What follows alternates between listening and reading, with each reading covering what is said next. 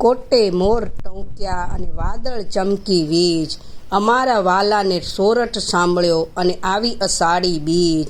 ગગન ગાજે અને મોર ટંકે, મીઠી ચમકે વીજ, હે હેલો પહાજે કે કચ્છડે, આવી અષાઢી બીજ. આજ રોજ અષાઢી બીજ નિમિત્તે વિશ્વમાં વસતા ખમીર વંતા સૌ કચ્છી માળુઓને અષાઢી બીજ નવા વર્ષની શુભકામનાઓ.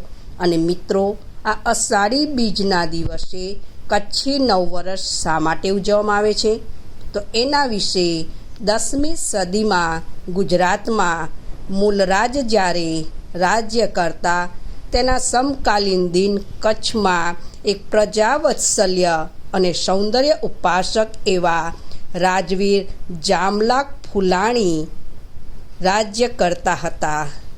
અને તેઓ પ્રકૃતિ અને વિજ્ઞાનમાં ખૂબ જ રસ ધરાવતા હતા, જેથી તેમના મનમાં એક વિચાર આવ્યો. અનેક પ્રશ્નો ઉદ્ભવ થતા અને જ્યાં સુધી આ પ્રશ્ન નિરાકરણ ન આવતું ત્યાં સુધી એ સતત પ્રયત્નો કરતા રહેતા.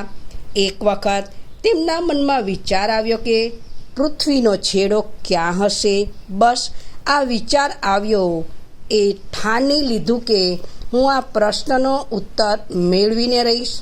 અને થોડાક બહાદુર સૈનિકોને લઈને તેઓ આખા દેશમાં ફરવા નીકળ્યા કે દેશમાં પૃથ્વીનો છેડો મળી જાય.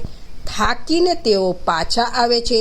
પોતાના રાજ્યમાં પૃથ્વીનો છેડો મળતો નથી અને તેઓ જે દિવસે પાછા આવે છે તે દિવસે અષાઢ મહિનાની શરૂઆત થતી હોય છે. અને કચ્છના પ્રદેશની સુંદર મજાના વાતાવરણમાં પ્રકૃતિ પોતાની સોળે કળાએ ખીલી હોય છે. ચારે તરફ લીલી વનરાજ છવાયેલી હોય છે. અને આ જોઈને પ્રજાવત્સલ્ય રાજા લાખ ફુલાણીનું હૃદય અત્યંત આનંદિત થઈ જાય છે. અને તેઓ આ દિવસે કચ્છી પ્રજાના નવા વર્ષ તરીકે ઉજવવાનું જાહેર કરે છે. બસ ત્યારથી દર વર્ષે અષાઢી બીજના દિવસે કચ્છી નવ વર્ષ મનાવવામાં આવે છે. સૌને જય શ્રી कृष्ण। ऐसा ज्ञान प्राप्त करने के लिए स्क्रीन पर दिखाए गए चैनल को फॉलो, सब्सक्राइब और शेयर कीजिए। जय सच्चिदानंद।